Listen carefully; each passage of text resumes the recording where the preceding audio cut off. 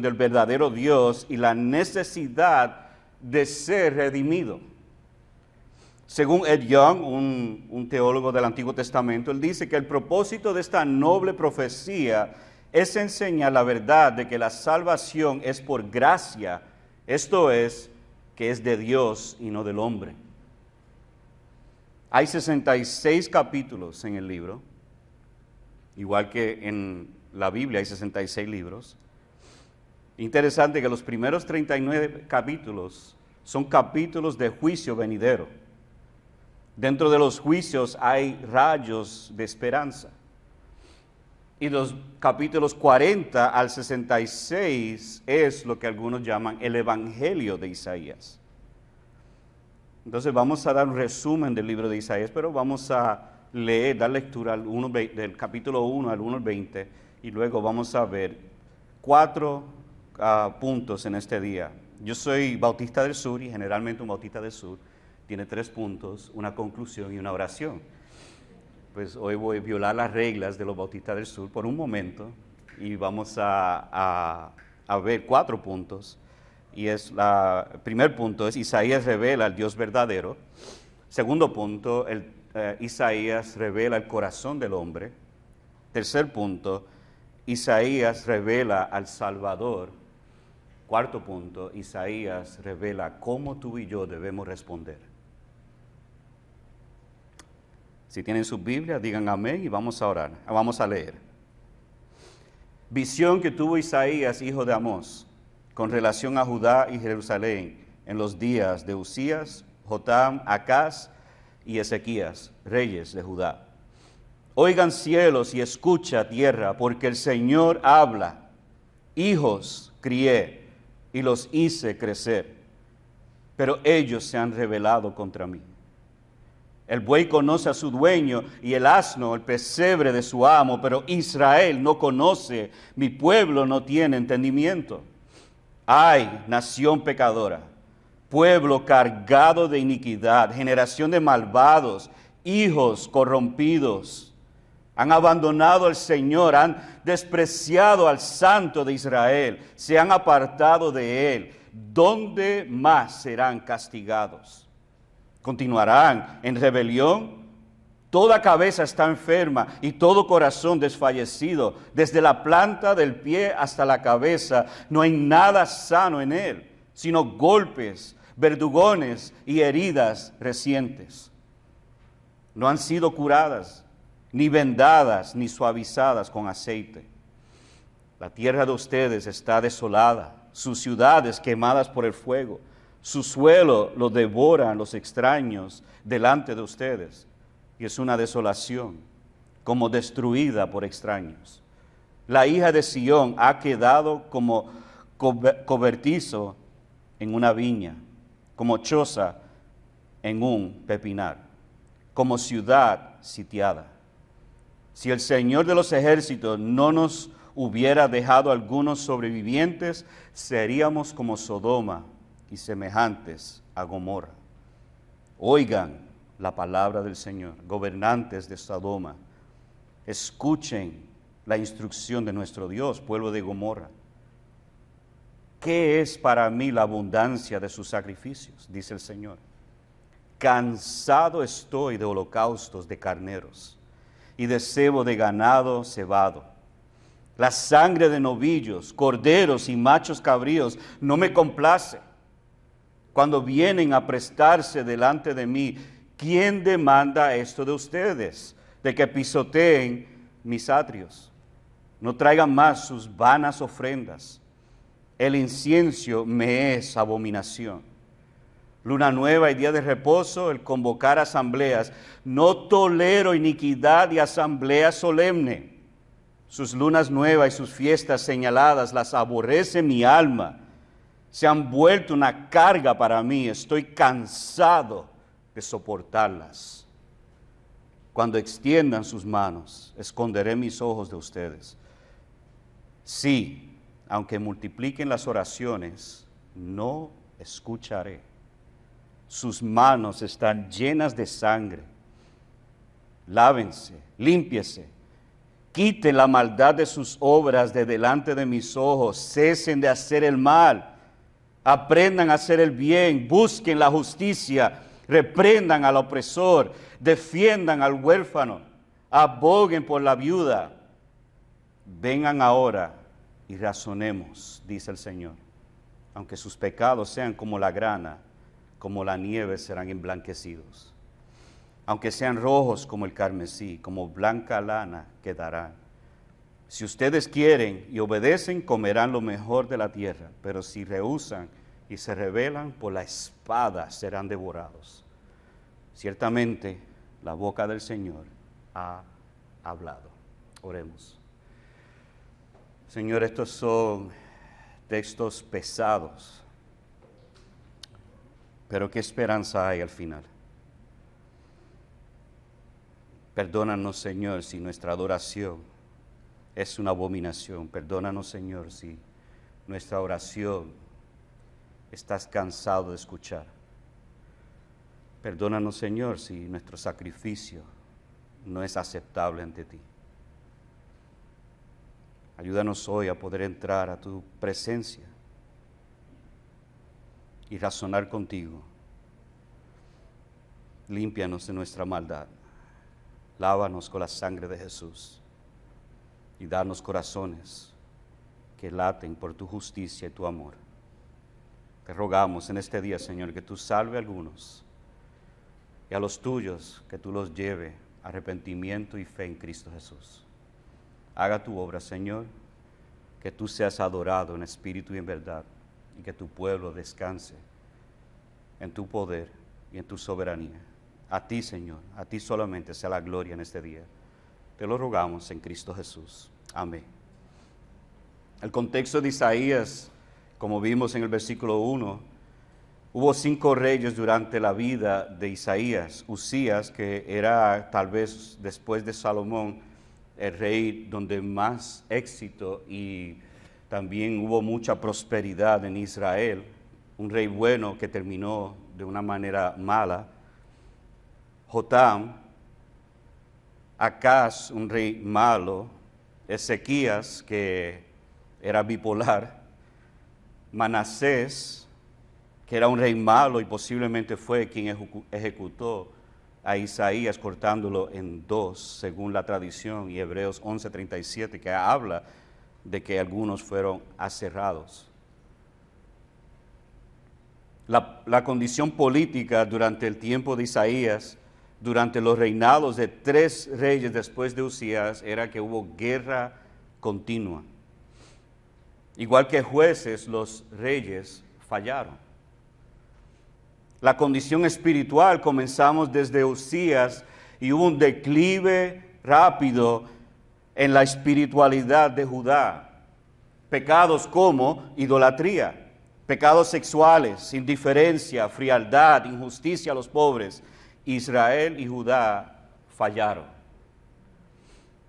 En los versículos que acabamos de leer nos muestra que la condición, hablando de los cristianos, nuestra conducta es importante. La conducta religiosa de Israel era una abominación al Señor. Lo primero que podemos ver a través del libro de Isaías, y comenzando de aquí, capítulo 1, versículo 4, es la palabra santo de Israel. Isaías revela al Dios verdadero. Primeramente lo vemos como santo. 26 veces Isaías dice el santo de Israel. En el capítulo 6, versículos de 1 al 4, muchos lo han leído y escuchado. Permítanme darle lectura a estos versículos. Dice: en el año de la muerte del rey Usías, vi yo al Señor sentado en un trono alto y sublime, y la orla de su manto llenaba el templo. Por encima de él había serafines. Cada uno tenía 6 alas, con 2 cubrían sus rostros, con 2 cubrían sus pies y con 2 volaban. Y el uno al otro daban voces diciendo: santo, santo, santo es el Señor de los ejércitos. Llena está toda la tierra de su gloria. Y se estremecieron los cimientos de los umbrales a la voz del que clamaba, y la casa se llenó de humo.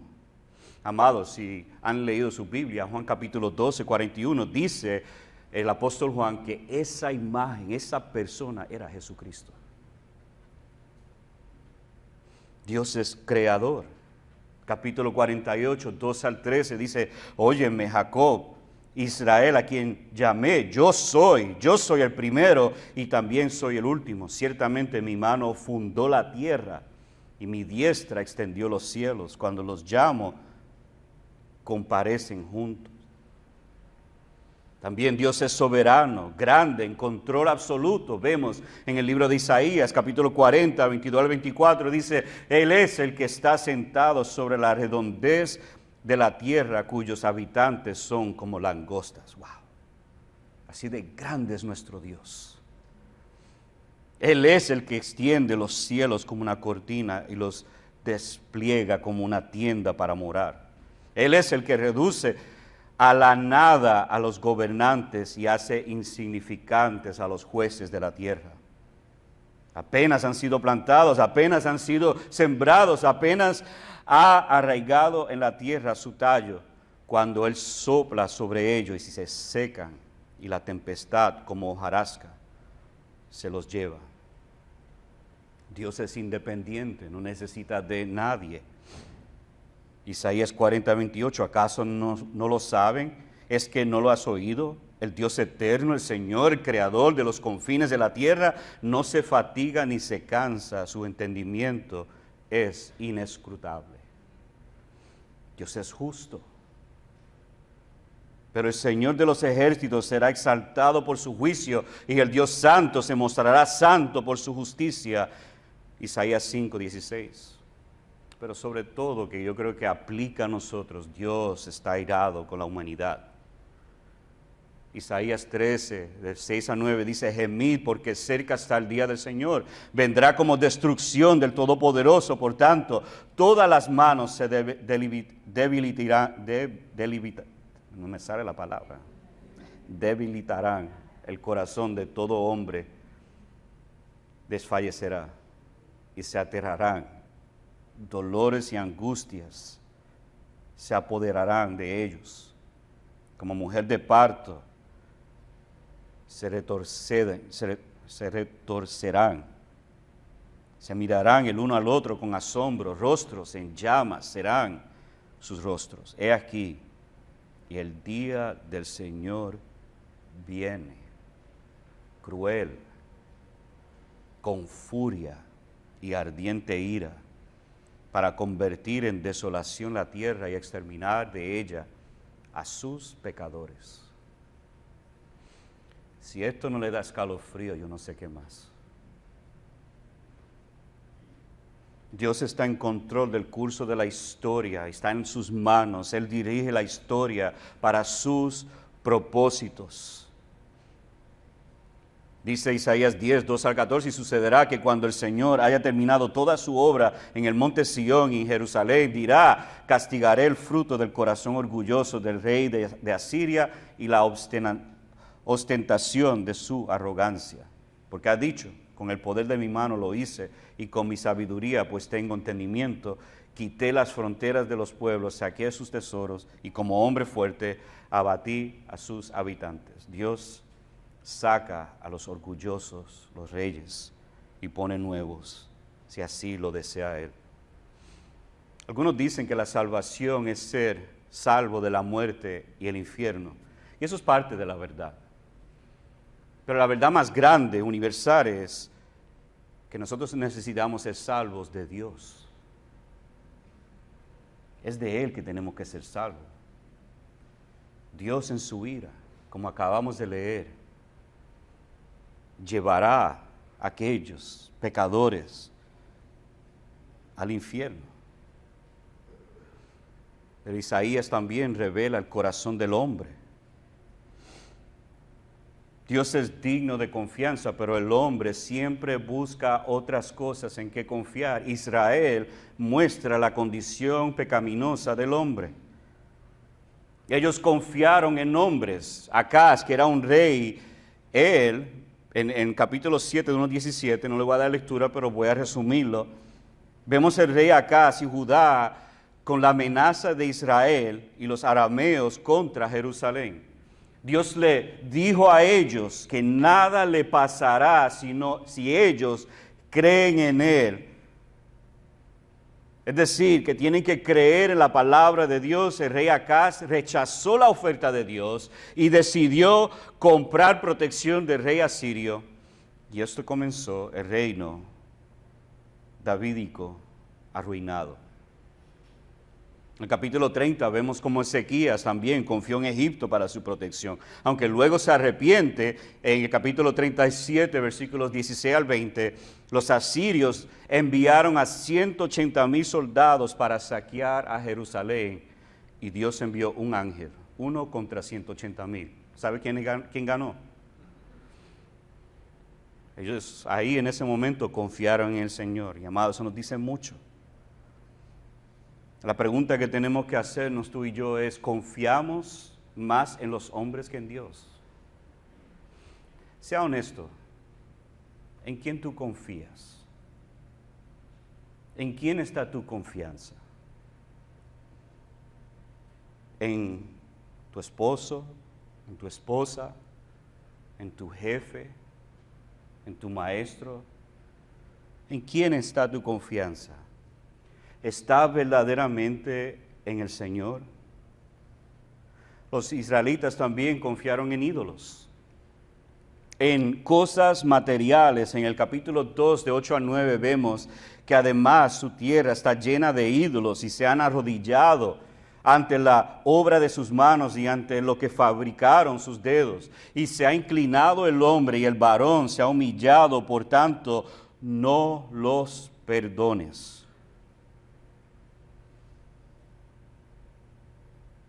Capítulo 44, de 9 al 28, vemos como Dios describe la idolatría como una necedad. Dios se burla del idólatra en estos versos del capítulo 44. Y aquí hay otra pregunta que debemos de hacernos. ¿Confiamos más en objetos físicos que en el Dios invisible? Déjame hacer una pregunta y sea honesto. No lo diga, por favor. Después el pastor Félix va a estar todo el día haciendo consejería. Y yo no quiero hacer eso a él. Pero sean honestos, si le quitan todo su dinero de su banco ahora mismo, puedes decir gloria sea a Dios en lo alto. Yo no escucho mucho amén ahora. Si Dios te quita la salud, tú puedes decir, como dijo Job, que Él sea engrandecido, que Dios sea glorificado, bendito sea el Señor. Si Dios te quita tu trabajo, espérate, pastor, ya te estás metiendo en lugares donde no debes. Si Dios te quita tu hijo o tu hija. Yo he visto que hoy día tenemos un ídolo que se llama hijos. Una de las cosas como boricua, aunque yo sé que mi acento ha cambiado y perdona por eso, eso es culpa de Oklahoma y Atlanta que he tenido que cambiarlo, pero una de las cosas que yo he notado, y esto es en todo el mundo latino, dicen estas palabras, llamadas, esto es casi blasfemia, pero lo voy a decir. Yo adoro a mis hijos. ¿Ustedes han escuchado eso? Hay solamente uno que es digno de adoración. Yo amo a mis hijos. Yo amo a mi esposa. Pero ellos no son dignos de adoración. Tengan mucho cuidado con lo que dicen. Tú no puedes amar más a tus hijos que Dios. Tú no tienes esa capacidad. Sí debes de amarlo. Debes de cuidarlo. Pero tus hijos, cuando tú empiezas a decir, yo los adoro, ¿tú sabes lo que estás diciendo? Es mi ídolo y lo voy a adorar. Vemos en estos, hasta ahora, una descripción de quién es Dios, una descripción de quiénes somos nosotros.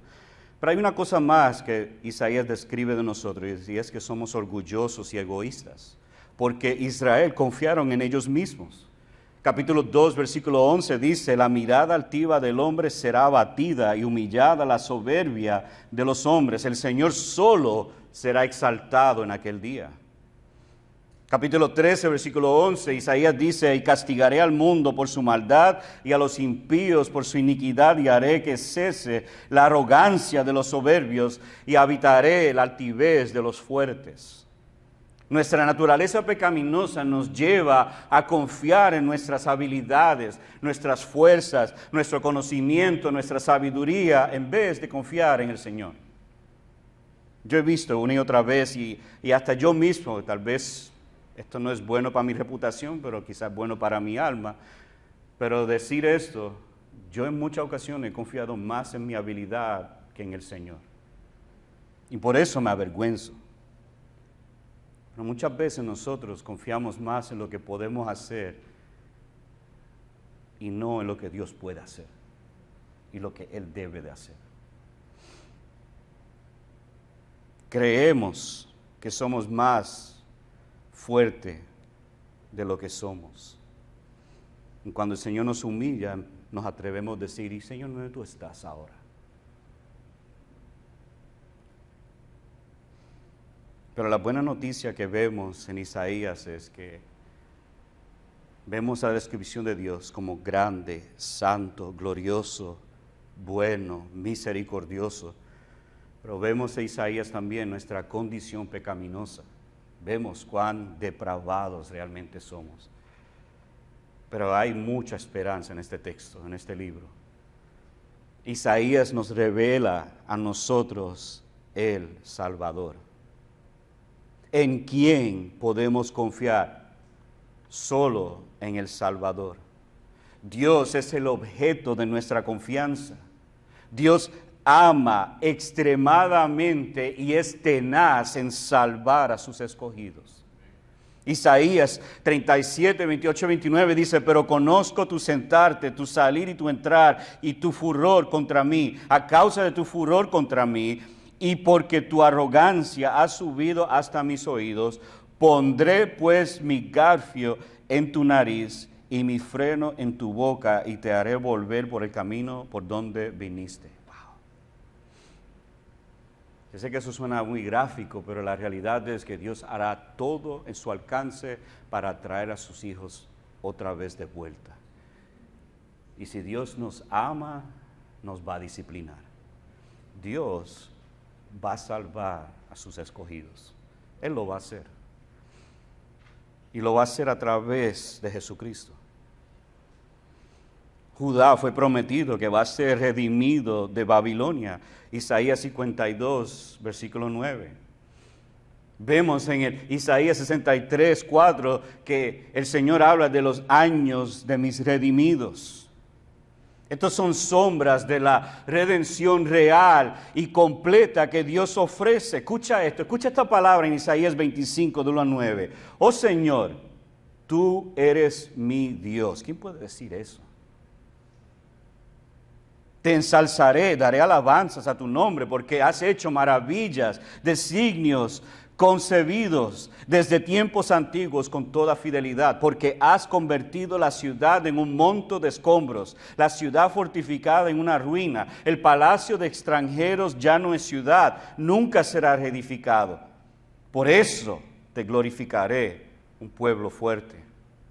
Ciudades de crueles naciones te reverenciarán, porque tú has sido baluarte para el desválido, baluarte para el necesitado en su angustia, refugio contra la tormenta, sombra contra el calor, pues el aliento de los crueles es como turbión contra el muro, como calor durante la sequía, tú aquietas el estruendo de los extranjeros, como el calor a la sombra de una nube, es acallado el cántico de los tiranos.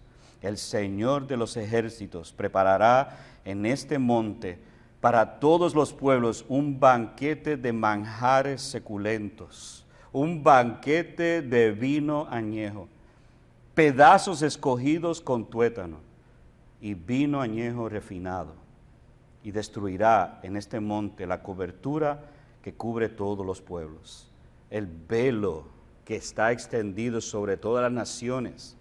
Él destruirá la muerte para siempre. El Señor Dios enjugará las lágrimas de todos los rostros y quitará el oprobio de su pueblo de sobre toda la tierra, porque el Señor ha hablado. Y en aquel día se dirá, este es nuestro Dios a quien hemos esperado para que nos salvara. Este es el Señor a quien hemos esperado. Regocijémonos y alegrémonos en su salvación. En todo el libro hay un llamado a confiar en una persona que tiene dos títulos, Mesías y siervo. Redención completa. Vemos el Mesías en el capítulo 7, versículo 14, donde dice, por tanto el Señor mismo os dará señal, y he aquí que la Virgen concebirá y dará a luz un hijo, y llamará su nombre Emmanuel, Dios con nosotros. La esperanza que viene en el nacimiento de Jesús y las expectativas que han sido puestas sobre Él son solamente cumplidas a través de Cristo Jesús. Isaías 8, de 9 al 22, habla del mismo Mesías, exhortando al pueblo a que reverencie al Señor y a que consulte su palabra.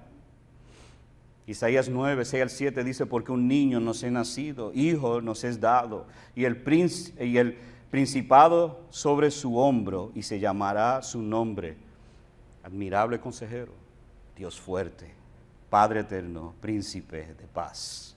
Los dilatados de su imperio, y la paz no tendrá límite sobre el trono de David y sobre su reino, disponiéndolo y confirmándolo en juicio y en justicia desde ahora para siempre. El celo del Señor de los ejércitos hará esto. La semana que viene el mundo está obligado a reconocer que Dios se encarnó,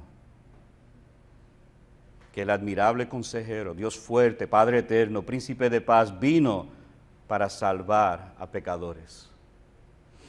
Me acuerdo una vez en la Fuerza Aérea, yo era un capitán y era capellán, y un coronel me dijo, yo sé que tú eres cristiano, y es evidente que tenía una cruz. Me dijo, yo no quiero que tú no menciones el nombre de Jesús. Yo, interesante. Está bien. Cuando me puse a orar, yo leí este texto. Y mencioné todos los nombres que hay de Jesucristo, excepto Jesús. Emmanuel, admirable consejero, Dios fuerte, Padre eterno. Y yo tenía los ojos abiertos y se veía a Él de blanco a rojo. El que faltaba era negro después de eso, pero no llegó. Hay nombre sobre, Jesús tiene nombre sobre todo nombre. Y vemos en este texto que acabo de leer ese nombre cuán fuerte y poderoso, admirable, eterno. El príncipe de paz, Cristo Jesús, que ha nacido y va a nosotros celebrar la semana que viene, es digno de adoración. En capítulo 11 se describe su reinado. En capítulo 12 hay una alabanza por la salvación del Mesías y sus bendiciones que vendrán en el futuro. Pero también vemos el siervo sufriendo. El siervo de Dios sufre sin merecerlo, pero Israel sí lo merece. Dice Isaías 50, versículo 6, ofrecí mi espalda a los que me herían y mis mejillas a los que me arrancaban la barba. No escondí mi rostro de injurias y salivazos. Jesucristo, Él mismo, recibió toda la ira de Dios. Desde el momento que Él estaba orando, Padre, quita esta copa si es tu voluntad. Desde ese momento en adelante, Cristo sufrió y tomó en Él cada mentira, cada blasfemia, cada pecado que tú y yo, cristianos, hemos cometido.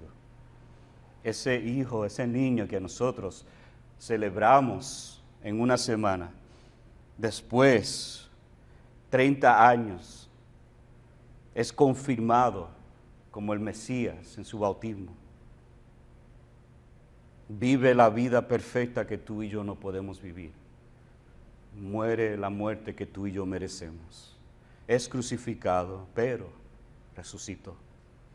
resucitó al tercer día, dando victoria sobre Satanás, dando victoria sobre la muerte, y un día Él volverá por su iglesia.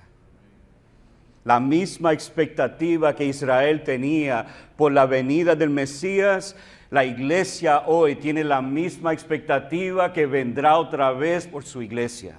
Isaías nos apunta otra vez más que un día volverá Él para hacer las cosas correctas. Él vendrá para que toda injusticia que hemos visto se convierta en justicia en Él. Entonces, ¿cómo nosotros respondemos a este llamado? ¿Cómo respondemos al llamado de que Dios es justo, Dios es santo? ¿Cómo respondemos tú y yo a la realidad que somos pecadores y hemos fallado contra Dios? ¿Cómo respondemos a la realidad que Cristo vino, obró perfectamente y ha extendido salvación? ¿Cómo debemos responder a este llamado? Isaías 66, 1 al 2 nos dice, así dice el Señor, el cielo es mi trono y la tierra el estrado de mis pies. ¡Wow! ¿Dónde pues está la casa que podrías edificarme? ¿Dónde está el lugar de mi reposo? Todo esto lo hizo mi mano. Y así todas estas cosas llegaron a ser, declara el Señor. Pero a este miraré, escucha, aquel que es humilde y contrito de espíritu y que tiembla ante mi palabra. ¿Cómo debemos responder tú y yo ante el Dios trino, glorioso, santo y bueno? Con humildad, contrito de espíritu. Amado, debemos temblar ante su palabra. Debemos humildemente confesar nuestros pecados y arrepentirnos. Isaías 59, 20 al 21 dice, vendrá un Redentor a Sion, y a los que se aparten de la transgresión de Jacob, declara el Señor. En cuanto a mí, dice el Señor, este es mi pacto con ellos, mi espíritu que está sobre ti y mis palabras que he puesto en tu boca no se apartarán de tu boca, ni de la boca de tu descendencia, ni de la boca de la descendencia de tu descendencia, dice el Señor, desde ahora y para siempre. Solo el Señor nos puede perdonar. Isaías 43, 25, yo soy el que borro tus transgresiones por amor a mí mismo, y no recordaré tus pecados. Muchas veces nosotros vivimos, tú que eres cristiano, estoy hablando directamente al cristiano ahora mismo, vivimos bajo esta culpabilidad de nuestros pecados. Y yo sé que el pecado nos debe hacer sentir culpable, pero de igual manera debemos de entender que es el Señor quien borra nuestros pecados, no por amor a ti, pero por amor a Él. Y dice, y no recordaré tus pecados. Si Dios no se recuerda de nuestros pecados, ¿por qué nosotros entonces? ¿Qué debemos de nosotros vivir constantemente recordándonos? ¿Sabe lo que debemos de hacer? Aprender que a través de Cristo somos perdonados. Y vivir en el perdón de nuestro Redentor. Vivir en la gracia de Jesucristo, no en la culpabilidad de nuestro pecado. Sí, el pecado traerá consecuencias, pero Dios da más gracia para ayudarnos aún en nuestras consecuencias.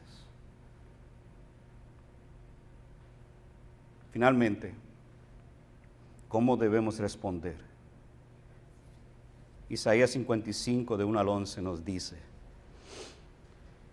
debemos de venir humildemente, confesando nuestros pecados. Debemos entender que Él solo puede perdonarnos. Pero hay una cosa más. Dice, todos los sedientos. ¿Tú tienes sed de Dios hoy? Dice, vengan a las aguas. A los que no tengan dinero, vengan, compren y coman. Vengan, compren vino y leche sin dinero y sin costo alguno.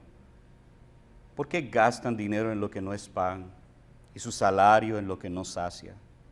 Escúchenme atentamente y coman lo que es bueno, y se deleitará su alma en la abundancia. Inclinen su oído y vengan a mí. Escuchen y vivirá su alma. y haré con ustedes un pacto eterno, conforme a las fieles misericordias mostradas a David. Lo he puesto por testigo a los pueblos, por guía y jefe de las naciones. Tú llamarás a una nación que no conocías, y una nación que no te conocía correrá a ti a causa del Señor tu Dios, el Santo de Israel, porque Él te ha glorificado. Busquen al Señor mientras puede ser hallado. Llámenlo en tanto que está cerca. Abandone el impío su camino y el hombre malvado sus pensamientos, y vuélvase al Señor, que tendrá de él compasión, al Señor nuestro, que será amplio en perdonar. Porque mis pensamientos no son los pensamientos de ustedes, ni su camino son mis caminos, declara el Señor. Porque como los cielos son más altos que la tierra, así mis caminos son más altos que sus caminos, y mis pensamientos más que sus pensamientos. Porque como descienden de los cielos la lluvia y la nieve, y no vuelven allá, sino que riegan la tierra, haciéndola producir y germinar, dando semilla al sembrador y pan al que come, así será mi palabra que sale de mi boca, no volverá a mí vacía, sin haber realizado lo que deseo y logrado el propósito para el cual la envié. ¿Cómo puedes venir, comprar, inclinar, escuchar, buscar, volver, arrepentirse de sus pecados? Ahí mismo donde tú estás. Arrepentirte de tus pecados. ¿Qué es arrepentirse? Volver, comprar, inclinar, escuchar, buscar, volver. Es virar, es ver el pecado tal como es y dar la espalda y confiar en la persona y la obra de Jesucristo. Todos necesitamos un Redentor. Todos necesitamos un Salvador. Y el único digno, el único que cualifica para salvarnos es Cristo Jesús, el Señor. Y si hoy día tú no conoces a Cristo, yo te ruego, te imploro, que vengas a Él hoy. Deja el pecado y corre a Cristo. Confía en Él. Pídale que te salves hoy y Él te salvará. Clama a Él y Él te escuchará. Arrepiente de tu pecado y Dios te perdonará de todos tus pecados. Venga a Él hoy. No lo rechaces. Si hoy tú sabes que tú necesitas a Cristo, venga a Él. Este es el día de la salvación. Este es el día para poder ser salvo de tus pecados, salvo de la ira de Dios y tener paz y gozo en Cristo Jesús para siempre. Hágalo hoy, no espere más. Vamos a orar.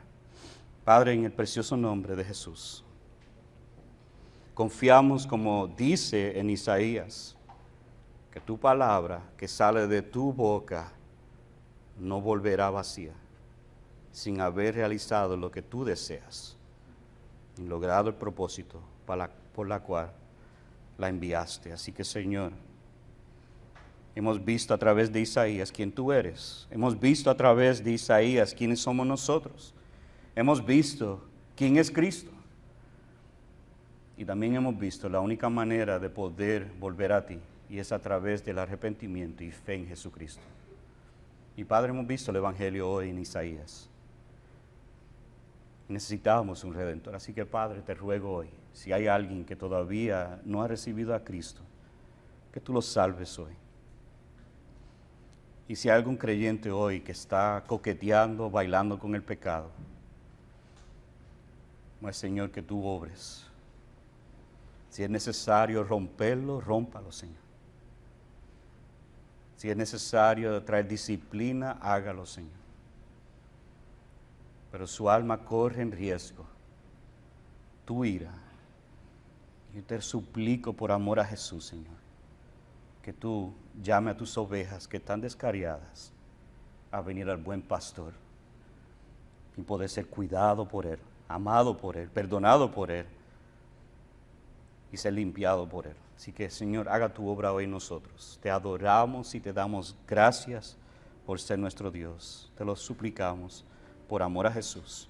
Amén y amén.